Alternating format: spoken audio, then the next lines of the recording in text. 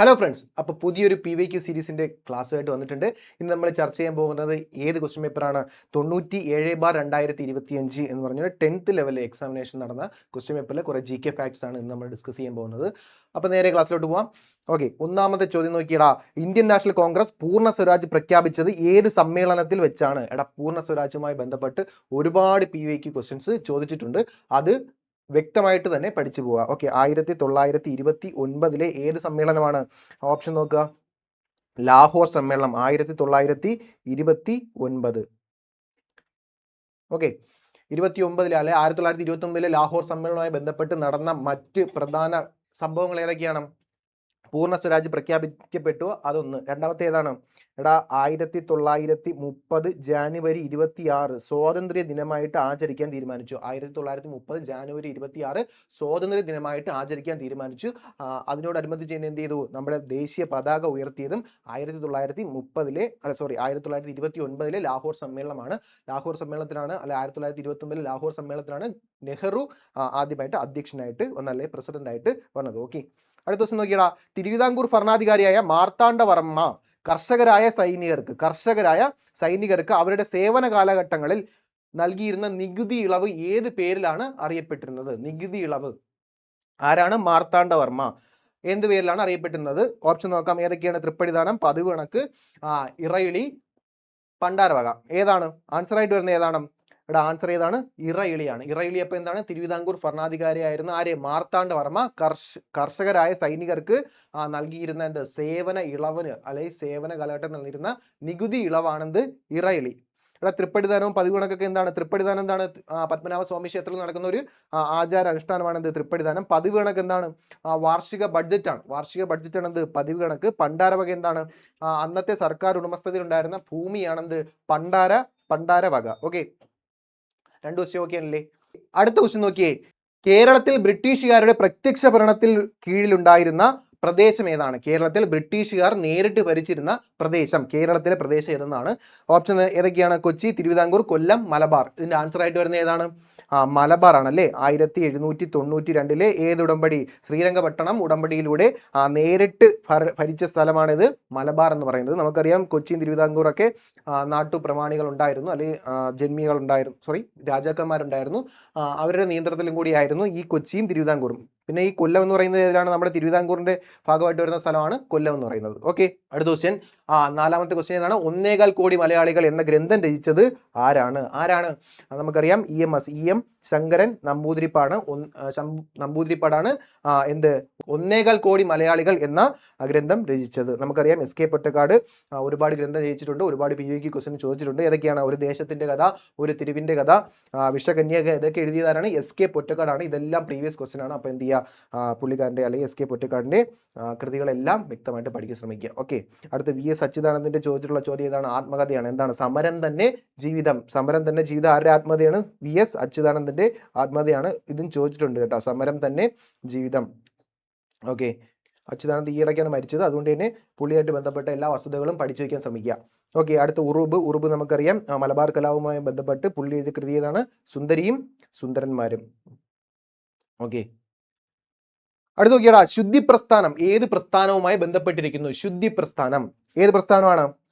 ആര്യ സമാജവുമായി ബന്ധപ്പെട്ട പ്രസ്ഥാനമാണ് ശുദ്ധി പ്രസ്ഥാനം. ആര്യ സമാജം സ്ഥാപിച്ചത് എന്നാണ്? 1875 ഓക്കെ, ആര്യ സമാജ്, അലിഗഡ് പ്രസ്ഥാനം, ഇതെല്ലാം വ്യക്തമായിട്ട് പഠിക്കുക. അലിഗഡ് പ്രസ്ഥാനം സ്ഥാപിച്ചത് ആരാണ്? അലിഗഡ് സർ സയ്യിദ് അഹമ്മദ് ഖാൻ ആണ്. സർ സയ്യിദ് അഹമ്മദ് ഖാൻ. ബ്രഹ്മസമാജം സ്ഥാപിച്ചതാണ്? ബ്രഹ്മസമാജം സ്ഥാപിക്കപ്പെട്ടതെന്നാണ്? 1828 ബ്രഹ്മസമാജം സ്ഥാപിച്ചതാണ് രാജാറാം മോഹൻ റോയ് ആണ്. അതുകൊണ്ട് തന്നെ അതൊക്കെ വൃത്തിയായിട്ട് പഠിക്കുക. ഇതിൽ നിന്നൊക്കെ ഒരുപാട് ക്വസ്റ്റ്യൻ ഇനി നമ്മൾ ഈ ക്ലാസ് നിരന്തരമായിട്ട് കാണുമ്പോൾ നിങ്ങൾക്ക് മനസ്സിലാവും. ബ്രഹ്മസമാജ്, ആര്യസമാജം ഒക്കെ ഒരുപാട് ക്വസ്റ്റ്യൻസ് ഉണ്ടാവാറുണ്ട്. ഓക്കെ, സമത്വ സമാജം സ്ഥാപിച്ചാരാണ്? വൈകുണ്ഠസ്വാമിയാണല്ലേ. ഓക്കെ, അടുത്ത ക്വസ്റ്റ്യൻ ഇടുവാ. ഏഴാമത്തെ ക്വസ്റ്റ്യൻ നോക്കിയേ. താഴെ പറയുന്നവയിൽ ശരിയായ പ്രസ്താവന. 3 പ്രസ്താവന തന്നിട്ടുണ്ട്. ശരിയായ പ്രസ്താവന ഏതെന്നാണ് ചോദ്യം. ശരിയായ പ്രസ്താവന. ഒന്നാമത്തെ പ്രസ്താവന നോക്കിയേ. കാറ്റിലൂടെ തിരശ്ചീന തലത്തിൽ താപം വ്യാപിക്കുന്ന പ്രക്രിയയാണ് അഭിവഹനം. എന്താണ് അഭിവഹനം? കാറ്റിലൂടെ തിരശ്ചീന തലത്തിൽ താപം വ്യാപിക്കുന്ന പ്രക്രിയയാണ് അഭിവഹനം എന്ന് പറഞ്ഞിട്ടുണ്ട്. ഒന്നാമത്തെ പ്രസ്താവന അതാണ്. രണ്ടാമത്തെ പ്രസ്താവന നോക്കിയേ. കാറ്റിലൂടെ തിരശ്ചീന തലത്തിൽ താപം വ്യാപിക്കുന്ന പ്രക്രിയയാണ് താപചാലനം. അപ്പൊ താപചാലനം എന്തെന്ന് പറയുന്നു? ആ കാറ്റിലൂടെ തിരശ്ചീന തലത്തിൽ എന്ത് ചെയ്യുന്നു? താപം വ്യാപിക്കുന്ന പ്രക്രിയ താപചാലനം എന്ന് പറയുന്നു.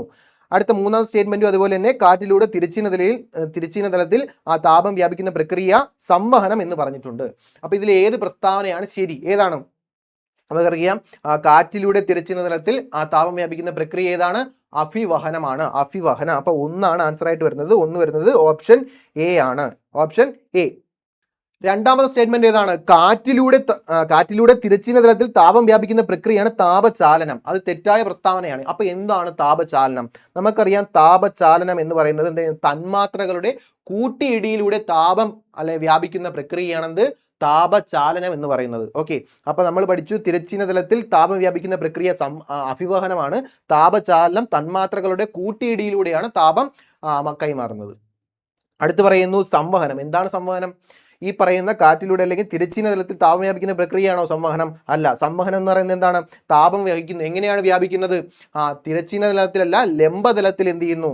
താപം വ്യാപിക്കുന്ന അല്ലെങ്കിൽ ലംബതലത്തിൽ ദ്രാവകങ്ങളിലും വാതകങ്ങളിലും താപം കൈമാറുന്ന രീതിയാണ് എന്തെന്ന് പറയുന്നത്? സംവഹനം എന്ന് പറയുന്നത്. എട്ടാമത്തെ ചോദ്യം നോക്കിയടാ. ഇന്ത്യൻ ഉപഭൂഖണ്ഡത്തിൽ ഉൾപ്പെടാത്ത രാജ്യം ഏതാണ്? ഇന്ത്യയുടെ ബേസിക് ഫാക്ട്സിൽ വരുന്ന ചോദ്യമാണ്. ഇന്ത്യൻ ഉപഭൂഖണ്ഡത്തിൽ എത്ര രാജ്യങ്ങളുണ്ടെന്നും അവ ഏതൊക്കെയാണെന്നും കൃത്യമായിട്ട് അറിയണം. എന്നാലേ ഇതിന് ആൻസർ ചെയ്യാൻ പറ്റുള്ളൂ. ഏതൊക്കെയാണ്? നേപ്പാൾ, ബംഗ്ലാദേശ്, അഫ്ഗാനിസ്ഥാൻ, ഭൂട്ടാൻ. ഇതിൽ ഏതാണ് ഉൾപ്പെടാത്ത രാജ്യം എന്നാണ് ചോദിച്ചിരിക്കുന്നത്. ഏതാണ്? നമുക്കറിയാം ബംഗ്ലാദേശും നേപ്പാളും ഒക്കെ എന്താണ്? ഇന്ത്യൻ ഉപഭൂഖണ്ഡത്തിന്റെ ഭാഗമല്ലാത്ത രാജ്യം ഏതെന്ന് വെച്ചാൽ അതായതാണ് അഫ്ഗാനിസ്ഥാനാണ് അല്ലാത്ത രാജ്യം. അതായത് 3 മാത്രം വരുന്നത് ഓപ്ഷൻ ബി ആണ് ആൻസർ ആയിട്ട് വരുന്നത്. ഓക്കെ, അപ്പൊ നിങ്ങൾ പഠിച്ചിരിക്കണം ഇന്ത്യൻ ഉപഭൂഖണ്ഡത്തിൽ ഉൾപ്പെടുന്ന രാജ്യങ്ങൾ ഏതൊക്കെയാണ്? നേപ്പാൾ, ബംഗ്ലാദേശ്, ഭൂട്ടാൻ, ഇന്ത്യ, പാകിസ്ഥാൻ, മാലിദ്വീപ്. ഇതൊക്കെയാണ് 7 രാജ്യങ്ങളാണ് മൊത്തത്തിലുള്ളത്. അതെല്ലാം എന്ത് ചെയ്യുക? വ്യക്തമായിട്ട് പഠിക്കുക. ഓക്കെ, അടുത്ത ദിവസം നോക്കിയാടാ. ഇന്ത്യയുടെ കിഴക്കേ അറ്റത്തുള്ള രേഖാംശം ഏതാണ്? അപ്പൊ ഇന്ത്യയുടെ രേഖാംശവും അക്ഷാംശവും പഠിക്കണമെന്ന് മനസ്സിലായല്ലോ ഈ ക്വസ്റ്റ്യൻ കണ്ടപ്പോൾ? ഓക്കെ അല്ലേടാ? അപ്പൊ ഇന്ത്യയുടെ രേഖാംശം, കിഴക്കേ അറ്റത്തുള്ള രേഖാംശം ഏതെന്ന് നിങ്ങൾക്ക് അറിയണം. എന്താണ് രേഖാംശം? A B C D. ഏതാണ്? ആൻസർ ചെയ്യാൻ പറ്റുന്നുണ്ടോ? എടാ ആൻസർ സി ആണ്. 68 ഡിഗ്രി 7 മിനിറ്റ് കിഴക്കാണ് ഇന്ത്യയുടെ കിഴക്കേ അറ്റത്തുള്ള രേഖാംശം. നിങ്ങൾ രേഖാംശവും പഠിക്കണം, അക്ഷാംശവും പഠിക്കണം. 68 ഡിഗ്രി 7 മിനിറ്റ് കിഴക്ക് മുതൽ 97 ഡിഗ്രി 25 മിനിറ്റ് കിഴക്ക് വരെയാണ് രേഖാംശം. രേഖാംശം എത്ര? 68 ഡിഗ്രി 7 മിനിറ്റ് 97 ഡിഗ്രി 25 മിനിറ്റ് കിഴക്ക് വരെയാണ് രേഖാംശം ഇന്ത്യയുടെ. എങ്കിൽ അക്ഷാംശം പഠിക്കണം. എന്താണ് അക്ഷാംശം? 8 ഡിഗ്രി 4 മിനിറ്റ് തെക്ക് മുതൽ എത്ര? 37 ഡിഗ്രി 6 മിനിറ്റ് വടക്ക് വരെയാണ്. 37 ഡിഗ്രി 6 മിനിറ്റ് വടക്ക് വരെയാണ്. ഓക്കെ, അപ്പൊ രേഖാംശവും അക്ഷാംശവും പഠിക്കുക. ഇതൊന്നും ജസ്റ്റ് പറഞ്ഞു പോകാനേ എനിക്ക് സാധിക്കുള്ളൂ. നിങ്ങൾ എന്ത് ചെയ്യുക? ഇതെല്ലാം വ്യക്തമായിട്ട് പഠിക്കാൻ ശ്രമിക്കുക. അടുത്ത പോയിന്റ് നോക്കിയടാ. പഞ്ചാബ് ഹരിയാന സമതലത്തിന്റെ രൂപീകരണത്തിന് കാരണമാകുന്ന നദി ഏതാണ്? പഞ്ചാബ് ഹരിയാന സമതലം എവിടെയാണെന്ന് അറിഞ്ഞാൽ എന്ത് ചെയ്യാം? ഇതിന് ആൻസർ ചെയ്യാൻ പറ്റും. രാജസ്ഥാനിലൂടെ ഒഴുകുന്ന നദിയാണ് ലൂണി എന്ന് നമുക്കറിയാം. ബ്രഹ്മപുത്ര ഏത് നമ്മുടെ കിഴക്ക് ഭാഗങ്ങളിലൂടെ ഒഴുകുന്ന നദിയാണ്. അതേപോലെ തന്നെ ഗംഗയും അതുവഴി ഒഴുകുന്ന നദിയാണ്. നമുക്കിവിടെ ആൻസർ ആയിട്ട് വരുന്നത് ഏതാണ്? സിന്ധു ആണ് പഞ്ചാബ് ഹരിയാന സമതലത്തിന്റെ രൂപീകരണത്തിന് കാരണമായ നദി. ഏതാണ്? സിന്ധു. അടുത്ത് നോക്കിയാൽ പഹൽഗാം തീവ്രവാദ ആക്രമണത്തെ തുടർന്ന് ഇന്ത്യ പാകിസ്ഥാനിലോട്ട് ഒഴുകുന്ന ചെനാബ് നദിയിലെ നീരൊഴുക്ക് തടയാൻ അടച്ച ഡാം ഏതാണ്? ഈ ഇടയ്ക്ക് നടന്ന CA ക്വസ്റ്റ്യൻ ആണ്. ഓക്കെ, അതുകൊണ്ട് തന്നെ ഇത് വ്യക്തമായിട്ട് പഠിക്കണം. ഏതാണ് അണക്കെട്ട്? നോക്കിയടാ. ഫക്രാനങ്കൽ ഡാം, ഫരാക്കെ ഡാം, സർദാർ സരോവർ, ഫഗ്ലിഹാർ അണക്കെട്ട്. ഇതിൽ ഏതാണ് ആൻസർ ആയിട്ട് വരുന്നത്? ഓപ്ഷൻ സ്റ്റേറ്റ്മെന്റ് 4 വരുന്ന ഫഗ്ലിഹാർ അണക്കെട്ടാണ് പഹൽഗാം തീവ്രവാദി ആക്രമണത്തെ തുടർന്ന് എന്ത് ചെയ്ത പാകിസ്ഥാനിലോട്ടുള്ള നീരൊഴുക്ക് തടയാൻ ഇന്ത്യ അടച്ച ഡാം. ഏതാണ്? ഫഗ്ലിഹാർ ഡാം. അടുത്ത കേരള സർക്കാർ നടപ്പിലാക്കുന്ന വേതന തൊഴിൽ പദ്ധതി ഏതാണ്? സുഭിക്ഷ കേരളം, നിരാമയ, കാരുണ്യ, ജീവനം. ഏതാണ്? ജീവനമാണ്. എന്താണ് ജീവനം പദ്ധതി എന്താണ്? നമുക്കറിയാം കുറ്റകൃത്യങ്ങൾക്ക് ഇരയായവരോ അല്ലെങ്കിൽ കുറ്റകൃത്യത്തിന് ഇരയായ ആൾക്കാരുടെ ബന്ധുക്കൾക്കോ എന്ത് ചെയ്യുന്നു? ഉപജീവന മാർഗം നൽകുന്ന പദ്ധതിയാണ് ജീവനം. എന്താണ് കാരുണ്യ പദ്ധതി? നമുക്കറിയാം എന്താണ്? ലൈഫ് ഇൻഷുറൻസ് പദ്ധതിയാണ് അല്ലേ? ഒരു ലൈഫ് ഇൻഷുറൻസ് പദ്ധതി അതാണ് കാരുണ്യ. നിരാമയം എന്താണ്? ആമയത്തിന്റെ ഓപ്പോസിറ്റ് ആണ് നിരാമയം എന്നൊക്കെ മലയാളത്തിൽ പഠിച്ചിട്ടുണ്ട്. എന്താണ് ആമയം? എടാ അസുഖമാണ് അല്ലേ? അസുഖമില്ലാത്ത അവസ്ഥയാണ് നിരാമയ. ഓക്കെ, അപ്പൊ നിരാമയ പദ്ധതി എന്താന്ന് വെച്ചാൽ എന്താണ്? ഇവിടെ ഭിന്നശേഷിക്കാർക്കുള്ള ആരോഗ്യ ഇൻഷുറൻസ് പദ്ധതിയാണ് എന്ത്? നിരാമയ. ഭിന്നശേഷിക്കാർക്കായുള്ള ആരോഗ്യ ഇൻഷുറൻസ് പദ്ധതിയാണ് നിരാമയ. സുഭിക്ഷ കേരളം എന്താണ്? ഇടയ്ക്ക് കാർഷിക മേഖലയുടെ ഉൽപ്പാദനം വർദ്ധിപ്പിക്കാൻ വേണ്ടി അല്ലെങ്കിൽ സ്വയം ഭക്ഷ്യ പര്യാപ്തമാക്കാൻ വേണ്ടിയിട്ടുള്ള പദ്ധതിയാണ് സുഭിക്ഷ കേരളം എന്ന് പറയുന്നത്. ഓക്കെ, അപ്പൊ വേതന തൊഴിൽ പദ്ധതി ഏതെന്ന് ചോദിച്ചാൽ ജീവനമാണ് ആൻസർ ആയിട്ട് വരുന്നത്. ഓക്കെ, അടുത്ത ദിവസം നോക്കിയടാ, സാധനങ്ങളുടെയും സേവനങ്ങളുടെയും ഉൽപാദന പ്രക്രിയയിൽ ഒരു രാജ്യം അഭിമുഖീകരിക്കുന്ന അടിസ്ഥാന സാമ്പത്തിക പ്രശ്നങ്ങൾ സാങ്കേതിക വിദ്യയുടെ തിരഞ്ഞെടുപ്പിനെ കുറിച്ച് പ്രതിപാദിക്കുന്നത് ചുവടെ തന്നിരിക്കുന്നതിൽ ഏത് ചോദ്യത്തിലാണ്? ഓക്കെ, നോക്കിയടാ, എന്ത് ഉൽപ്പാദിപ്പിക്കണം, എങ്ങനെ ഉൽപ്പാദിപ്പിക്കണം, ആർക്ക് വേണ്ടി ഉൽപ്പാദിപ്പിക്കണം, എത്ര അളവിൽ ഉൽപ്പാദിപ്പിക്കണം. ഇത് SCRT ഒരു ബോക്സിൽ കൊടുത്തിരിക്കുന്ന കുറച്ച് പോയിന്റ്സ് ആണ്. അത് അതേപടി എടുത്ത് ചോദിച്ചിട്ടുണ്ട്. അപ്പം നിങ്ങൾക്ക് എന്ത് മനസ്സിലായി? SCRT ഉറപ്പായിട്ടും പഠിച്ചിരിക്കണം. ഓക്കെ, ഒരു LGS ലെവൽ അല്ലെങ്കിൽ ഒരു LD ലെവൽ അല്ലെങ്കിൽ 10ാം ക്ലാസ് അല്ലെങ്കിൽ +2 ലെവൽ പഠിക്കുന്ന ഒരു എക്സാമിന് വേണ്ടി തയ്യാറെടുക്കുന്ന കുട്ടി എന്തായാലും എന്ത് ചെയ്യണം? SCRT ഫുള്ളായിട്ട് കവർ ചെയ്തിരിക്കണം. ഓക്കെ, ഇവിടെ എന്താണ് ആൻസർ വരുന്നത്? സാധനങ്ങളുടെയും സേവനങ്ങളുടെയും ഉൽപ്പാദന പ്രക്രിയയിൽ ഒരു രാജ്യം അഭിമുഖീകരിക്കുന്ന അടിസ്ഥാന സാമ്പത്തിക പ്രശ്നങ്ങളിൽ സാങ്കേതിക വിദ്യയുടെ തിരഞ്ഞെടുപ്പിനെ കുറിച്ച് പ്രതിപാദിക്കുന്നത് ഏതിലാണ്? എന്തുൽപ്പാദിപ്പിക്കണം? എന്താണ് ഇവിടെ പറഞ്ഞിരിക്കുന്നത്? സാങ്കേതിക വിദ്യയുടെ തിരഞ്ഞെടുപ്പ് എങ്ങനെ ഉൽപ്പാദിപ്പിക്കണം എന്നതാണ് ഇതിന് ആൻസർ ആയിട്ട് വരുന്നത്. ഓക്കെ, എങ്ങനെ ഉൽപ്പാദിപ്പിക്കണം, അതിനുള്ള സാങ്കേതിക വിദ്യയാണ് മേളിൽ പറഞ്ഞിരിക്കുന്നത്.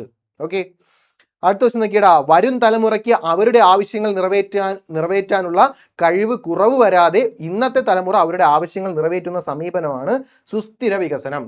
സുസ്ഥിര വികസനം എന്താണെന്ന് പറഞ്ഞു കഴിഞ്ഞു. ഇത് ആരാണ്, അല്ലെങ്കിൽ ഈ പ്രസ്താവന മുന്നോട്ട് വെച്ചത് ആരെന്നാണ് ക്വസ്റ്റ്യൻ ചോദിച്ചിരിക്കുന്നത്. 4 ഓപ്ഷൻ ഉണ്ട്: Brundtland commission, Malhotra commission, Kothari commission, Bretton Wood സമ്മേളനം. ഇത് ഏതാണ്? ആൻസർ ആയിട്ട് വരുന്നത് ഏതാണ്? നമുക്കറിയാം, ബ്രെഡ്ലാൻഡ് കമ്മീഷനാണ്.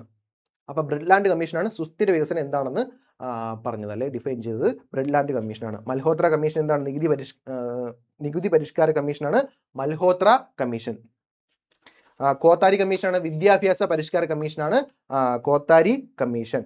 ബ്രെട്ടൻ വുഡ് സമ്മേളനം എന്താണ്? നമുക്കറിയാം, UN, IMF തുടങ്ങിയ സ്ഥാപനങ്ങളുടെ രൂപീകരണത്തിന് കാരണമായ സമ്മേളനം എന്ന് വെച്ചാൽ ഏതാണ്? ബ്രെട്ടൻ വുഡ് സമ്മേളനമാണ്. ഇതെല്ലാം വ്യക്തമായിട്ട് പഠിക്കുക കേട്ടോ. അടുത്ത ദിവസം നോക്കിയടാ, ഒരു പ്രദേശത്തെ 20 അംഗങ്ങളോളം വരുന്ന ആളുകൾ ഒത്തുചേർന്ന് ചെറിയ സംഘങ്ങൾ രൂപീകരിക്കുന്നു. ഓരോ അംഗവും നിശ്ചിത തുക സംഘത്തിൽ നിക്ഷേപിക്കുന്നു. ബാങ്കുകൾ ഈ സംഘങ്ങൾക്ക് കുറഞ്ഞ നിരക്കിൽ വായ്പ നൽകുന്നു. 2 രീതിയിൽ കിട്ടിയ പണം മൂലധനമാക്കി അംഗങ്ങൾ വായ്പ നൽകുന്നു. ഈ സമ്പ്രദായമാണ് ഓഹരി വിപണി, life insurance, mutual fund, micro finance. ഏതാണ് ആൻസർ ആയിട്ട് വരുന്നത്? ഏതായിട്ടാണ്? മൈക്രോ ഫിനാൻസ് ആണ് ഇതിന്റെ ആൻസർ വരുന്നത്, അല്ലേ? Micro finance.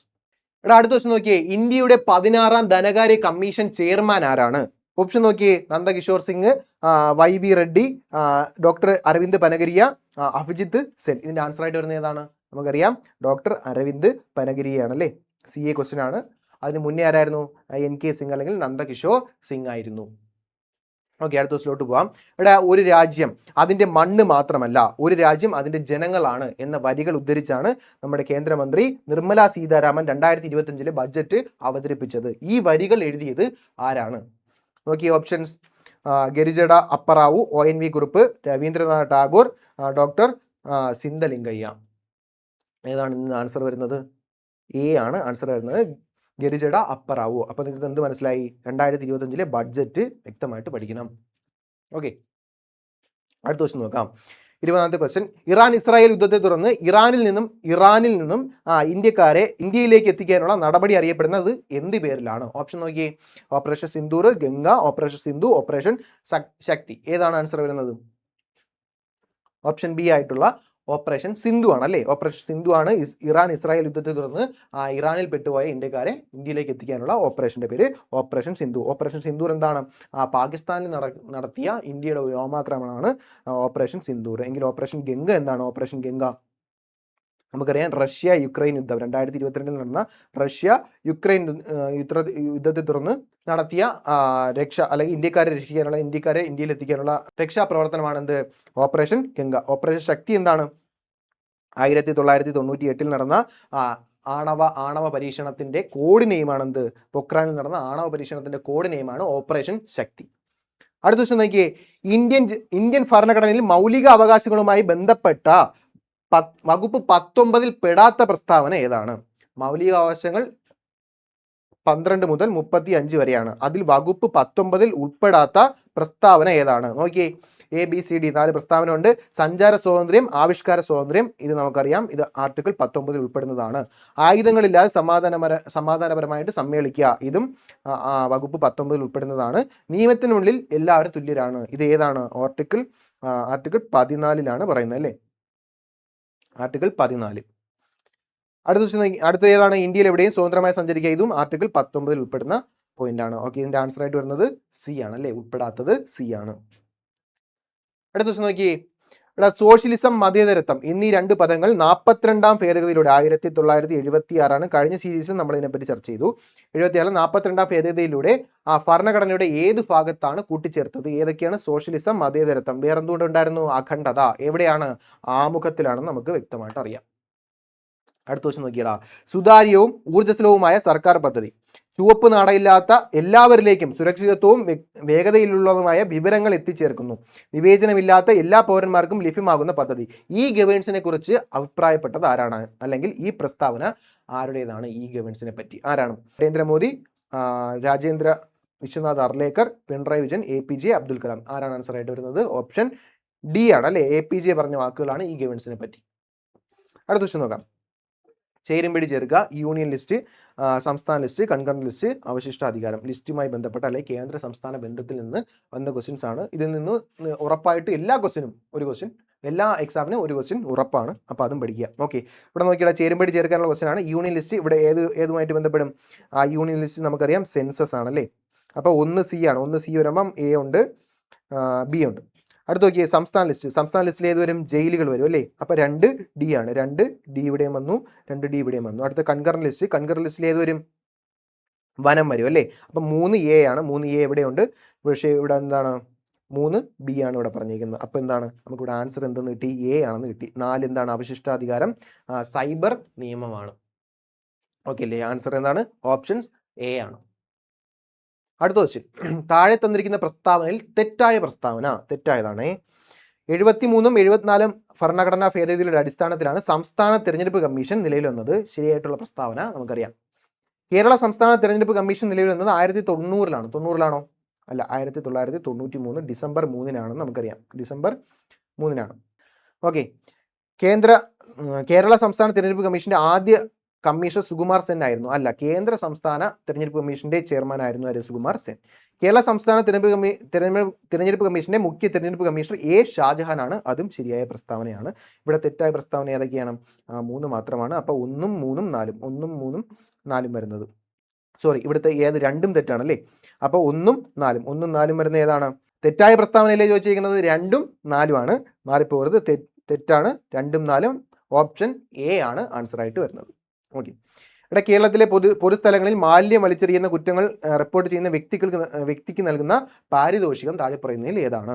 നോക്കിയേ, 5000, 2000, 2500, പിന്നെ പിഴ ഈടാക്കുന്ന അതിൻ്റെ 25% അല്ലെങ്കിൽ പരമാവധി 2500. ഇതിൻ്റെ ആൻസർ ഏതാണ്? D ആണ്. പക്ഷേ ഈ ക്വസ്റ്റ്യൻ ക്യാൻസൽ ചെയ്ത് കളഞ്ഞു. എന്തിൻ്റെ അടിസ്ഥാനത്തിലാണെന്ന് അറിയില്ല. ഓക്കെ, ഇതിൻ്റെ ആൻസർ ഏതാണ്? ഈടാക്കുന്ന പിഴയുടെ 25%, പിന്നെ പരമാവധി എത്ര വരെ പോവാം? 2500 വരെ പോവാം. അടുത്ത ക്വസ്റ്റ്യൻ, ഇവിടെ ദരിദ്രരായ ജനവിഭാഗങ്ങൾക്ക് തുച്ഛമായ വിലയ്ക്ക് ഭക്ഷ്യധാന്യങ്ങൾ നൽകുന്ന കേന്ദ്ര സർക്കാരിന്റെ പദ്ധതി ഏതാണ്? കേന്ദ്ര സർക്കാരിന്റെ പദ്ധതി ഏതാണ്? അന്ത്യോദയ അന്നയോജന പദ്ധതിയാണ്. അന്ത്യോദയ അന്നയോജന പദ്ധതി എന്താണെന്ന് മനസ്സിലാക്കി. എന്താണ്? BPL കുടുംബങ്ങൾക്ക് എന്ത് ചെയ്യുന്നു? തുച്ഛമായ വിലയ്ക്ക് ഭക്ഷ്യധാന്യങ്ങൾ നൽകുന്നു. അതാണെന്ത്? അന്ത്യോദയ അന്നയോജന പദ്ധതി. അടുത്ത് നോക്കിയടാ, താഴെ തന്നിരിക്കുന്ന പ്രസ്താവനയിൽ തെറ്റായ പ്രസ്താവന ഏതാണ്? കേരളത്തിൽ ആദ്യമായി തൊഴിൽ വകുപ്പ് ആരംഭിച്ചത് 1946-ലാണ്. എന്നാണ്? 1946-ലാണ്. രണ്ടാമത്തത്, ഇതിനുള്ള നിർദ്ദേശം നൽകിയത് സർ CP രാമസ്വാമി അയ്യരാണ്. Sir CP Ramaswamy അയ്യരാണ്.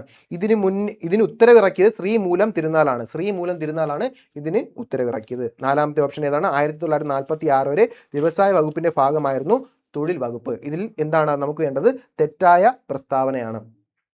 നമുക്കറിയാം, രൂപീകരിച്ചത് 1946-ലാണ് തൊഴിൽ വകുപ്പ്. ഇതിനുള്ള നിർദ്ദേശം നൽകിയത് സർ CP രാമസ്വാമി അയ്യരാണ്. പക്ഷേ ആ സമയത്തെ രാജാവ് അല്ലെങ്കിൽ ഇതിന് ഉത്തരവിറക്കിയ രാജാവ് ശ്രീമൂലം തിരുനാൾ അല്ല, പകരാരാണ്? ചിത്തിര തിരുനാൾ ബാലരാമവർമ്മയാണ്. ചിത്തിര തിരുനാൾ ബാലരാമവർമ്മയാണ്. അപ്പോൾ ഇവിടുത്തെ തെറ്റായ പ്രസ്താവന ഓപ്ഷൻ C ആണ്. അടുത്ത ക്വസ്റ്റ്യനോട്ട് പോവാം. ഇവിടെ താഴെ തന്നിരിക്കുന്ന പ്രസ്താവനകളിൽ രാജ്യസഭയുമായി ബന്ധപ്പെട്ട ശരിയായ പ്രസ്താവന അല്ലെങ്കിൽ പ്രസ്താവനകൾ ഏവ എന്നാണ് ക്വസ്റ്റ്യൻ. രാജ്യസഭയുടെ കാലാവധി 6 വർഷമാണ്. ഇത് ശരിയാണോ? അല്ല, രാജ്യസഭ ഒരു സ്ഥിര സഭയാണ്. രാജ്യസഭയുടെ അല്ലെ രാജ്യസഭാ അംഗങ്ങളുടെ കാലാവധിയാണ് 6 വർഷം എന്ന് പറയുന്നത് തെറ്റാണ്. നമുക്ക് വേണ്ട എന്താണ്? ശരിയായ പ്രസ്താവനയാണ്. ഓക്കെ, അപ്പോൾ ഒന്നുള്ള എല്ലാം നമുക്ക് വെട്ടിക്കളയാം, ഇതൊന്നും വെട്ടി. ഓക്കെ, അടുത്ത് നോക്കിയടാ, രാജ്യസഭ പാർലമെന്റിന്റെ അധോസഭയാണ് അല്ലെ അധോ മണ്ഡലമാണ്. രാജ്യസഭ എന്താണ്? ഉപരിസഭയാണ്. ഉപരിസഭയാണ്. അപ്പോൾ ഇതും തെറ്റാണ്. രണ്ടുള്ളതെല്ലാം വെട്ടിക്കളയാം. രണ്ടുള്ളത് ഇതും വെട്ടി, ഇതും വെട്ടി. ഓക്കെ, അടുത്ത് നോക്കിയാൽ മൂന്നാമത്തെ സ്റ്റേറ്റ്മെന്റ്, രാജ്യസഭാ അംഗങ്ങളുടെ കുറഞ്ഞ പ്രായം 25 ആണ്. 25 അല്ല 30 അല്ലേ? അപ്പോൾ എന്ത് വെട്ടാം? 3 വരുന്നതും വെട്ടാം. അപ്പോൾ ഇവിടുത്തെ ആൻസർ നമുക്ക് ബി ആണെന്ന് കിട്ടി. പിന്നെ എന്താണ്? എല്ലാ സംസ്ഥാനങ്ങളിൽ നിന്നും രാജ്യസഭാ അംഗങ്ങളുടെ പ്രാതിനിധ്യം തുല്യമാണ്. പ്രാതിനിധ്യം തുല്യമാണോ? ഒരിക്കലും അല്ല. പ്രാതിനിധ്യം എങ്ങനെയാണ്? ജനസംഖ്യ അടിസ്ഥാനത്തിലാണ് അത് നിർവചിക്കുന്നത് അല്ലേ? ജനസംഖ്യ അടിസ്ഥാനത്തിലാണ് പ്രാതിനിധ്യം കണക്കാക്കുന്നത്. ഓക്കെ, അപ്പോൾ ഇവിടുത്തെ ശരിയായ ആൻസർ ഏതാണ്? എല്ലാ പ്രസ്താവനകളും തെറ്റാണ് എന്നുള്ളതാണ്. ഓക്കെ, ഇവിടെ MGNREGA പൂർണ്ണ രൂപം ഏതാണ്? ഇതിൻ്റെ ആൻസർ ആയിട്ട് വരുന്ന Mahatma Gandhi national rural employment guarantee act എന്ന് തന്നെയാണ്. പക്ഷേ ഇതെന്ത് ചെയ്തു? ഈ ഇടയ്ക്ക് മാറിയിട്ടുണ്ട്. അപ്പോൾ അത് എന്തുകൊണ്ട് മാറി, എന്തിലോട്ട് മാറി എന്നൊക്കെ വ്യക്തമായിട്ട് പഠിക്കാം. ഓക്കെ, അത് CA ഫാക്റ്റ് ആണ്. ഓക്കെ, എന്തായാലും ഇത് പഠിച്ചു വയ്ക്കുക. MGNREGA ഫുൾ ഫോം എന്താണ്? Mahatma Gandhi national rural employment guarantee act എന്നാണ്. അടുത്ത ക്വസ്റ്റ്യൻ, ഇവിടെ താഴെ തന്നിരിക്കുന്നതിൽ നിന്നും തെറ്റായ പ്രസ്താവനകൾ ഏതൊക്കെയാണ്? ഇവിടെ ജമ്മു കാശ്മീരിന് പ്രത്യേക പദവിക്ക് മുൻപ് നൽകിയിരുന്ന വകുപ്പായിരുന്നു 370. 2018 ജമ്മു കാശ്മീരിന്റെ പ്രത്യേക പദവി നഷ്ടപ്പെട്ടു. ഇപ്പോൾ ജമ്മു കാശ്മീർ 2 കേന്ദ്രഭരണ പ്രദേശങ്ങളാണ്. നാലാമത്തെ എന്താണ്? ജമ്മു കാശ്മീർ നാഷണൽ കോൺഫറൻസ് ഇവിടുത്തെ ഒരു പ്രധാന പ്രാദേശിക രാഷ്ട്രീയ പാർട്ടിയാണ്. ഇതിൽ എന്താണ് ചോദിച്ചിരിക്കുന്നത്? തെറ്റായ പ്രസ്താവനകൾ ഏതൊക്കെയാണ്? തെറ്റ് ഏതെന്നാണ് ക്വസ്റ്റ്യൻ. അതായത് നമുക്കറിയാം 370 വകുപ്പ് അല്ലെ ആർട്ടിക്കിൾ 370 പ്രകാരമാണ് ജമ്മു കാശ്മീരിന് പ്രത്യേക പദവി നൽകിയിരുന്ന വകുപ്പ്. 2018 ജമ്മു കാശ്മീരിന് സംസ്ഥാന പദവി നഷ്ടപ്പെട്ടത്? അല്ല, 2019. അപ്പോൾ ഈ പ്രസ്താവന തെറ്റാണെന്ന് മനസ്സിലാക്കി. അപ്പോൾ തെറ്റായ പ്രസ്താവന 2 ഉള്ളതായിരിക്കും ശരിയായിട്ട് വരുന്നത്. 1ഉം 2ഉം. 1 ശരിയാണ് നമ്മൾ പറഞ്ഞു കഴിഞ്ഞു. ഇതിൻ്റെ ആൻസർ ഏതാണ്? C ആണ് ആൻസർ വരുന്നത്. ബാക്കി 2ഉം ശരിയാണ്. ഇപ്പോൾ ജമ്മു കാശ്മീർ 2 പ്രദേശങ്ങളാണ് നമുക്കറിയാം. ജമ്മു കാശ്മീർ മറ്റൊരു അല്ലെങ്കിൽ പ്രധാനപ്പെട്ട ദേശീയ രാഷ്ട്രീയ പാർട്ടി ഏതാണ്? National conference. Jammu Kashmir national conference. Okay, അടുത്ത ദിവസം നോക്കാം. ഇവിടെ രാജ്യത്ത് ആദ്യമായി വയോജനങ്ങളുടെ ക്ഷേമം, സംരക്ഷണം, പുനരധിവാസം എന്നിവ ഉറപ്പാക്കാൻ വയോജന കമ്മീഷൻ ബില്ല് നിയമസഭ പാസാക്കി. ഗവർണറുടെ അംഗീകാരത്തിനായിട്ട് അയച്ച ഇന്ത്യൻ സംസ്ഥാനം, അതായത് വയോജന കമ്മീഷൻ രൂപീകരിച്ച ആദ്യ സംസ്ഥാനം ഏതാണ്? നമുക്കറിയാം കേരളമാണ്. അതുകൊണ്ട് തന്നെ വയോജന കമ്മീഷൻ രൂപീകൃതമായതെന്ന്, അതിൽ അംഗങ്ങളുടെ കാലാവധി, എന്താണ് ലക്ഷ്യം, ഇതൊക്കെ വ്യക്തമായിട്ട് പഠിക്കാം. നമുക്കറിയാം കമ്മീഷനിൽ ഒരുപാട് പഠിക്കാണ്ട്. അതിൻ്റെ കൂട്ടത്തിൽ എന്തുകൊണ്ട് ഇപ്പം വയോജന കമ്മീഷനും ഉണ്ട്. ഓക്കെ, ഇവിടെ പറഞ്ഞാൽ തീരാത്തതുകൊണ്ടാണ് പറയാത്തത്. ഓക്കെ, അപ്പോൾ അത് വ്യക്തമായിട്ട് പഠിക്കുക. ഇനി വരുന്ന എക്സാമിന് ഉറപ്പായിട്ടും ഇതിൽ നിന്ന് ക്വസ്റ്റ്യൻ ഉണ്ടാവും. ഓക്കെ, ഇവിടെ നോക്കിയിട്ട് സുരക്ഷാ നയമല്ല, സുരക്ഷാ യാനമാണ്. ഇതും ക്യാൻസൽ ചെയ്ത ക്വസ്റ്റ്യൻ ആണ്, പറഞ്ഞു തരാൻ വേണ്ടി മാത്രം. സുരക്ഷാ യാനം. ഓക്കെ, സ്പെല്ലിംഗ് മിസ്റ്റേക്ക് കൊണ്ടാണ് ഇത് ക്യാൻസൽ ചെയ്തത്. ഇവിടെ സുരക്ഷാ യാനം ഏതിൻ്റെ മുദ്രാവാക്യമാണ്? ഏതിൻ്റെയാണ്? നമുക്കറിയാം KSDMA, Kerala state disaster management അതോറിറ്റിയുടെ മുദ്രാവാക്യമാണ് സുരക്ഷാ യാനം. സുരക്ഷാ നയമല്ല, സുരക്ഷാ യാനം. മറക്കാതെ പഠിക്കുക. ഓക്കെ, അടുത്ത ദിവസം നോക്കിയടാ, CRISPR-Cas9 സാങ്കേതിക വിദ്യയുടെ പ്രയോജനങ്ങൾ ഏതെല്ലാമാണ്? ജീൻ തെറാപ്പി, കാർഷിക വിളകളുടെ മെച്ചപ്പെടുത്തൽ, രോഗചികിത്സ അല്ലെ രോഗചികിത്സ എന്നാണ്. പിന്നെന്താണ്? മുകളിൽ പറഞ്ഞവയെല്ലാം നമുക്കറിയാം. ഇതെല്ലാം എന്താണ്? CRISPR-Cas9 സാങ്കേതിക വിദ്യയുടെ പ്രയോജനങ്ങളാണ്. ഓക്കെ, അടുത്ത് നോക്കിയടാ, 35ാമത്തെ ക്വസ്റ്റ്യൻ. താഴെ കൊടുത്തിരിക്കുന്ന പട്ടികയിൽ നിന്നും ശരിയായ വാക്സിന്റെയും അസുഖത്തിന്റെയും ജോഡി തിരഞ്ഞെടുത്ത് എഴുതുക. ഏതാണ്? A കൊടുക്കുന്നു BCG ഹെപ്പറ്റൈറ്റിസ് B ആണെന്ന് പറയുന്നു. അത് ശരിയാണോടാ? അടുത്ത് നോക്കിയേ, B പറയുന്നു OPV പോളിയോ ആണ്. അത് ശരിയാണോ? MR വാക്സിൻ റോട്ട വൈറസ് ആണ്. PCV ക്ഷയമാണെന്നും പറയുന്നു. നമുക്കറിയാം BCG ആണ് ക്ഷയത്തിൻ്റെ ആണെന്ന്. അപ്പോൾ ഇതും തെറ്റായി, ഇതും തെറ്റായി. ML എന്താണ്? മീസിൽസും റൂബെല്ല വൈറസിനുള്ള വാക്സിനാണ് MR. അപ്പോൾ ഇതും രണ്ടും തെറ്റായി. ഇതിൻ്റെ ആൻസർ ഏതാണ്? OPV പോളിയോ ആണ്. അടുത്ത് നോക്കിയടാ, ഓസോൺ പാളിയുടെ ശോഷണത്തിന് കാരണമായ വസ്തു ഏതാണ്? നമുക്കറിയാം ക്ലോറോ ഫ്ലൂറോ കാർബൺ. കൊച്ചിൽ നമ്മൾ പറഞ്ഞു പഠിക്കുന്നതാണ് ക്ലോറോ ഫ്ലൂറോ കാർബൺ അല്ലേ. കാർബൺ ഡൈ ഓക്സൈഡ് നമുക്ക് എന്താണെന്ന് അറിയാം. എന്താണ് കാർബൺ ഡൈ ഓക്സൈഡ്? നമുക്കറിയാം ആഗോളതാപനത്തിന് കാരണമാകുന്ന പ്രധാന വാതകമാണ് കാർബൺ ഡൈ ഓക്സൈഡ്. മീഥേൻ എന്താണ്? പ്രധാനപ്പെട്ട ഒരു ഹരിതഗൃഹ വാതകമാണ് മീഥേൻ എന്ന് പറയുന്നത്. നൈട്രസ് ഓക്സൈഡ് എന്താണ്? ഈ നൈട്രസ് ഓക്സൈഡ് എന്തിന് കാരണമാകും? ഓസോൺ പാളിയുടെ ശോഷണത്തിന് കാരണമാകും. പക്ഷേ ഒരു പ്രധാനപ്പെട്ട രാസവസ്തു എന്ന് ചോദിച്ചുകൊണ്ടാണ് നമ്മൾ എന്ത് ചെയ്തത്? ക്ലോറോ ഫ്ലൂറോ കാർബൺ കാരണമാകുന്നത്. ഒരു പരിധിവരെ നൈട്രസ് ഓക്സൈഡും ആ ഓസോൺ പാളിയുടെ ശോഷണത്തിന് കാരണമാകാറുണ്ട്. അടുത്ത് നോക്കിയാൽ വൈറ്റമിൻ ഡിയുടെ അപര്യാപ്തത രോഗം ഏതാണ്? Rickets, pellagra, scurvy, osteoporosis. നോക്കിയാൽ നമുക്കറിയാം വൈറ്റമിൻ ഡി എന്താണ്? നമ്മുടെ എല്ലിനും പല്ലിനും ഒക്കെ ആരോഗ്യത്തിന് വേണ്ടിയിട്ടുള്ളതാണ്. നമുക്കറിയാം റിക്കറ്റ്സ് ആണ് ആൻസർ ആയിട്ട് വരുന്നത്, റിക്കറ്റ്സ്. പക്ഷേ എന്താണ്? ഓസ്റ്റിയോപൈറോസിസ് കാൽസ്യത്തിന്റെ അഭാവം മൂലം ഉണ്ടാകുന്നതാണ്. കാൽസ്യവും വൈറ്റമിൻ ഡി കണക്ട് ചെയ്തുകൊണ്ട് തന്നെ ഈ ക്വസ്റ്റ്യനും ക്യാൻസൽ ചെയ്തു. ഓക്കെ, ഓസ്റ്റിയോപൈറോസിസ് കാൽസ്യത്തിന്റെ അഭാവം മൂലം ഉണ്ടാകുന്ന രോഗമാണ്. സ്കർവി നമുക്ക് എങ്ങനെയാണ് അറിയാം? വൈറ്റമിൻ സിയുടെ അഭാവം മൂലം. പെല്ലഗ്ര വൈറ്റമിൻ B3യുടെ അഭാവം മൂലം ഉണ്ടാകുന്നതാണ് പെല്ലഗ്ര. ഓക്കെ, അപ്പോൾ അതെന്ത് ചെയ്യുക? വൈറ്റമിൻ എന്ന പോർഷൻ വ്യക്തമായിട്ട് പഠിക്കുക എന്ന് മനസ്സിലായില്ലേ? അടുത്ത് നോക്കിയാൽ ആരോഗ്യ കേരളം പദ്ധതിയുടെ പ്രധാന ഉദ്ദേശം എന്താണ്? എല്ലാ കുട്ടികൾക്കും വിദ്യാഭ്യാസം നൽകുക. ഇത് ആരോഗ്യ കേരളം പദ്ധതിയുടെ ലക്ഷ്യമാണോ? ഇവിടെ ദുരിതാശ്വാസം ഒരുപാട് അക്ഷരത്തെറ്റുണ്ട്. ദുരിതാശ്വാസ ക്യാമ്പുകൾ സ്ഥാപിക്കുക, ആരോഗ്യ സേവനങ്ങൾ ഗ്രാമപ്രദേശങ്ങളിലെ ജനങ്ങളിൽ എത്തിക്കുക, കാർഷിക ഉൽപ്പാദനം വർദ്ധിപ്പിക്കുക. ആരോഗ്യ കേരളം പദ്ധതിയുടെ പ്രധാന ഉദ്ദേശം എന്താണ്? ആരോഗ്യ സേവനങ്ങൾ ഗ്രാമപ്രദേശങ്ങളിലെ ജനങ്ങളിലേക്ക് എത്തിക്കുക. ഓപ്ഷൻ സി ആണ് ആൻസർ ആയിട്ട് വരുന്നത്. അടുത്ത് നോക്കിയേ, തലച്ചോറിന്റെ പ്രധാന ഭാഗമായ സെറിബ്രത്തെ കുറിച്ചുള്ള പ്രസ്താവനകൾ താഴെ കൊടുത്തിരിക്കുന്നു. ശരിയായിട്ടുള്ളത് തിരഞ്ഞെടുക്കുക. ശരിയായിട്ടുള്ള പ്രസ്താവന എന്നാണ് ചോദിച്ചിരിക്കുന്നത്. നോക്കിയടാ, സെറിബ്രം മനുഷ്യന്റെ തലച്ചോറിലെ ഏറ്റവും വലിയ ഭാഗമാണ്. ആണോ? ഹൃദയമിടിപ്പ്, ശ്വസനം, രക്തസമ്മർദ്ദം തുടങ്ങിയ നിയന്ത്രിക്കുന്നത് സെറിബ്രമാണ്. ശരിയാണോ? നമ്മുടെ ശരീരത്തിന് തുലനാവസ്ഥ കാക്കാൻ സഹായിക്കുന്നത് സെറിബ്രമാണ്. ശരിയാണോ? അല്ല, അത് നമുക്കറിയാം, അല്ലല്ലേ? ചിന്ത, ഓർമ്മ, ബുദ്ധിമുട്ടുകൾ പരിഹരിക്കൽ, ഭാഷാ തീരുമാനങ്ങൾ എന്നിവ നിയന്ത്രിക്കുന്നത് സെറിബ്രമാണ്. ഇത് ശരിയാണോ? ഏതാണ് ശരി? ഇവിടെ നമുക്കറിയാം മനുഷ്യന്റെ അല്ലെങ്കിൽ മനുഷ്യ തലച്ചോറിന്റെ ഏറ്റവും വലിയ ഭാഗം സെറിബ്രമാണ്. ഒന്ന് ശരിയാണ്. അപ്പോൾ ഒന്ന് വരുന്നതായിരിക്കും ശരിയായിട്ടുള്ളത്. ഒന്ന് ഇവിടെ ഉണ്ട്. അപ്പോൾ ഈ രണ്ടും വെട്ടിക്കളയാം. എ ആണോ ബി ആണോ നോക്കിയാൽ മതി. ഇവിടെ ഹൃദയമിടിപ്പ്, ശ്വസനം, രക്തസമ്മർദ്ദം തുടങ്ങിയ പ്രവർത്തനങ്ങൾ നിയന്ത്രിക്കുന്ന ആരാണ്? നമുക്കറിയാം മെഡുല്ലയാണ് അല്ലേ? മെഡുല്ല ഒബ്ലാങ്കേറ്റയാണ്. മെഡുല്ലയാണ് ശ്വസനം, ഹൃദയമിടിപ്പ്, രക്തസമ്മർദ്ദം പോലുള്ള അനൈച്ഛിക പ്രവർത്തനങ്ങളെ നിയന്ത്രിക്കുന്നത് മെഡുല്ലയാണ്. നമ്മുടെ ശരീരത്തിന് തുലനാവസ്ഥ കാക്കാൻ സഹായിക്കുന്ന ഏതാണ്? സെറിബ്രമാണോ? അല്ല, സെറിബെല്ലമാണ് തുലനാവസ്ഥ കാക്കാൻ സഹായിക്കുന്നത്. അപ്പോൾ ഇവിടുത്തെ ആൻസർ ആയിട്ട് വരുന്നത് എന്തായാലും ഉറപ്പായിട്ടും 1ഉം 2ഉം അല്ല, 1ഉം 4ഉം ആയിരിക്കും. ചിന്തനം, ഓർമ്മ, ബുദ്ധിമുട്ടുകൾ പരിഹരിക്കൽ, ഭാഷാ തീരുമാനങ്ങൾ എന്നിവ നിയന്ത്രിക്കുന്നത് സെറിബ്രമാണ്. അത് ശരിയായ പ്രസ്താവനയാണെന്ന് മനസ്സിലായി. 40ാമത്തെ ക്വസ്റ്റ്യൻ, ഏതാണ് ജീവിതശൈലി രോഗങ്ങൾക്ക് കാരണമാകുന്നത്? ഏതാണ്? നമുക്കറിയാം ജീവിതശൈലി രോഗം നമ്മുടെ ജീവിക്കുന്ന ശൈലികൾക്കനുസരിച്ചുണ്ടാകുന്ന രോഗങ്ങളാണ് ജീവിതശൈലി രോഗം അല്ലേ? നമ്മൾ എന്ത് കഴിക്കുന്നു, എങ്ങനെ ജീവിക്കുന്നു എന്നതിനനുസരിച്ചുണ്ടാകുന്ന രോഗങ്ങളാണ് ജീവിതശൈലി രോഗം. നോക്കിയടാ, പരിസ്ഥിതി മലിനീകരണം, പ്രകൃതി ദുരന്തം, അനിയന്ത്രിതമായ ഭക്ഷണശീലം, വൈറസ് ആക്രമണം. ഏതാണ് ആൻസർ? നമുക്ക് കണ്ണും പൂട്ടി എഴുതാൻ പറ്റും. ആൻസർ സി ആണ്. അമ്ലമഴയുടെ pH മൂല്യം ഏകദേശം എത്രയാണ്? 5.6-ൽ താഴെയാണ് അമ്ലമഴയുടെ pH മൂല്യം. അപ്പോൾ എല്ലാത്തിൻ്റെയും pH മൂല്യം പഠിക്കാമെന്ന് മനസ്സിലായല്ലോ.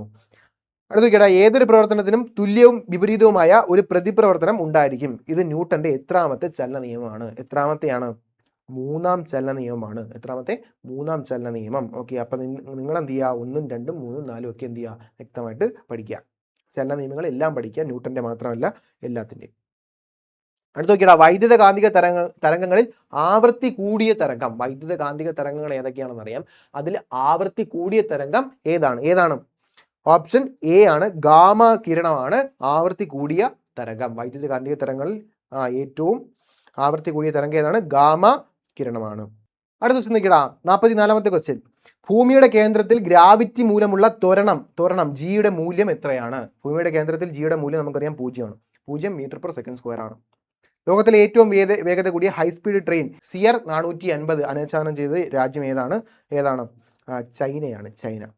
നോക്കിയടാ, മറ്റൊരു CA ക്വസ്റ്റ്യൻ ആണ്, ഇപ്പോഴും റെലവൻ്റ് ആയിട്ടുള്ള പോയിന്റ് ആണ്. ഇവിടെ നാസയിലെ ബഹിരാകാശ യാത്രികയായ സുനിത വില്യംസും ബാരി വിൽമോറും 2024 ജൂൺ മുതൽ 2025 മാർച്ച് വരെ 9 മാസക്കാലം അന്താരാഷ്ട്ര ബഹിരാകാശ നിലയത്തിലെ ഗവേഷണത്തിന് ശേഷം ഭൂമിയിലേക്ക് മടങ്ങിയെത്തത് ഏത് വാഹനത്തിലാണ്? ഏതാണ്? Starliner, Atlas 5, space X crew dragon, falcon 9. ഏതാണ് ആൻസർ ആയിട്ട് വരുന്നത്? സി ആണ്. സ്പേസ് എക്സ് ക്രൂ ഡ്രാഗൺ ആണ്. ഈ വാഹനത്തിലാണ് ആരൊക്കെ?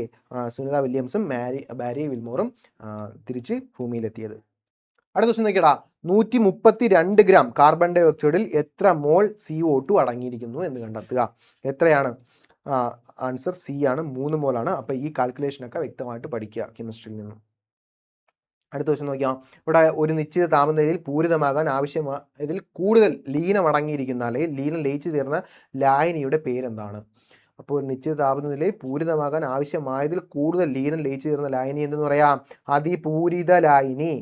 ഇവിടെ ക്വസ്റ്റ്യൻ നോക്കിയേ. ഒരു ചരക്ക് കപ്പൽ അപകടത്തിൽ പെട്ടാൽ അതിലെ കണ്ടെയ്നറുകളിൽ നിന്നും കാൽസ്യം കാർബൈഡ്, എന്താണ് കാൽസ്യം കാർബൈഡ്? കാൽസ്യം കാർബൈഡ് ഉണ്ടെങ്കിൽ അതിന് ജലവുമായി സമ്പർക്കം ഉണ്ടാകുമ്പോൾ പുറത്തു വരുന്ന വാതകം ഏതാണ്? അതായത് ഈ കാൽസ്യം കാർബൈഡും H2വുമായിട്ട് അല്ലെങ്കിൽ പ്രതിപ്രവർത്തനത്തിൽ ഏർപ്പെടുമ്പോൾ ഉണ്ടാകുന്ന വാതകം ഏതെന്നാണ് ചോദിച്ചിരിക്കുന്നത്. ഏതാണ്? ഏതാണ്? ഓപ്ഷൻ ബി അസറ്റിലിൻ ആണ് ഉണ്ടാവുന്നത്. ഏതാണ്? Acetylene. Option B acetylene. Okay, ഈ ക്വസ്റ്റ്യൻ നോക്കിയാടാ. പ്രോട്ടീനുകളുടെ ത്രിമാന ഘടന നിർവചിക്കാൻ അല്ലെങ്കിൽ പ്രവചിക്കാൻ സഹായിക്കുന്ന നിർമ്മിത ബുദ്ധി അല്ലെങ്കിൽ AI ടൂൾ ഏതാണ്? നോക്കിയേ, ഓപ്ഷൻ നോക്കിയേ. Deep mind, chat bot, Claude, alpha fold. ഏതാണ്? ആൻസർ വരുന്നത് സി ആണ്. ആൽഫ ഫോൾഡ് ആണ് പ്രോട്ടീനുകളുടെ ത്രിമാന ഘടന നിർവചിക്കാൻ സഹായിക്കുന്ന AI ടൂൾ, ആൽഫ ഫോൾഡ്. അടുത്ത നോക്കിയേ, മറ്റൊരു CA ക്വസ്റ്റ്യൻ ആണ്. 2024-25 അധ്യയന വർഷം മുതൽ കേരള സ്കൂൾ കലോത്സവത്തിൽ ഉൾപ്പെടുത്തിയ ഗോത്ര കലാരൂപങ്ങളിൽ താഴെ കൊടുത്തിട്ടുള്ളവയിൽ ഏതെല്ലാമാണ്? പണിയ നൃത്തം, പളിയ നൃത്തം, ഇരുള നൃത്തം, മംഗലം കളി, മിഥുവ നൃത്തം, മലപുലയ ആട്ടം. ഓക്കെ, ഏതാണ് ആൻസർ ആയിട്ട് വരുന്നത്? മിഥുവ നൃത്തം എന്നതൊഴിച്ചാൽ ബാക്കിയെല്ലാം ഇതിൻ്റെ ആൻസർ ആയിട്ട് വരും. അതായത് ഓപ്ഷൻ 5 ഡി ആണ് ആൻസർ ആയിട്ട് വരുന്നത്. ഓക്കെ, താഴെ കൊടുത്തിരിക്കുന്നവയിൽ 2024 മേജർ ധ്യാൻചന്ദ് ഖേൽരത്ന അവാർഡ് ലഭിച്ച ജേതാക്കൾ ആരെല്ലാമാണെന്നാണ് ക്വസ്റ്റ്യൻ. 4 പേരുണ്ട്. ആരൊക്കെയാണ്? ഗുകേഷ് ഡി, ഹർമൻപ്രീത് സിംഗ്, പ്രവീൺ കുമാർ, മനു ഫാക്കർ. ആരൊക്കെയാണ് വരുന്നത്? ഇവിടെ ഗുകേഷ് ഡിയും ഹർമൻപ്രീത് സിംഗും പ്രവീൺ കുമാറിനും മനു ഫാക്കറിനും എന്ത് കിട്ടി? 2024 മേജർ ധ്യാൻചന്ദ് പുരസ്കാരം ലഭിച്ചു. നമുക്കറിയാം ഗുകേഷ് ഡി എന്താണ്? ചെസ് അല്ലേ, ചെസ് ചാമ്പ്യൻ ആണ് ഗുകേഷ് ഡി. ഹർമൻപ്രീത് സിംഗ് ഏതാണ്? ഹർമൻപ്രീത് സിംഗ് ഹോക്കിയാണ് അല്ലേ, ഹോക്കി. എങ്കിൽ പ്രവീൺ കുമാർ എന്താണ്? പാരാ അത്ലറ്റിക് ആണ്. മനു ഫാക്കർ ഏതാണ്? മനു ഫാക്കർ ഷൂട്ടിംഗ് ആണ്. ഓക്കെ, ഇതെല്ലാം വ്യക്തമായിട്ട് പഠിക്കണേ. ഓക്കെ, 2025 ജൂണിൽ ഉദ്ഘാടനം ചെയ്യപ്പെട്ട ലോകത്തിലെ ഏറ്റവും വലിയ ഉയരം കൂടിയ റെയിൽവേ കമാന പാലം ഏതാണ്? ചെനാബ് പാലം. വ്യക്തമായിട്ട് പഠിക്കുക. ഇതിന്ന് ഇനിയും ക്വസ്റ്റ്യൻസ് ഉണ്ടായിട്ടുണ്ട്. ഓക്കെ, അടുത്ത ക്വസ്റ്റ്യൻ നോക്കിയാൽ ചേരുംപടി ചേർക്കാനുള്ള മറ്റൊരു ക്വസ്റ്റ്യൻ ഏതാണ്? കൃതിയും കഥാകാരന്മാരുമാണ്. നിരീശ്വരൻ എന്ന കൃതി എഴുതിയതാരാണ്?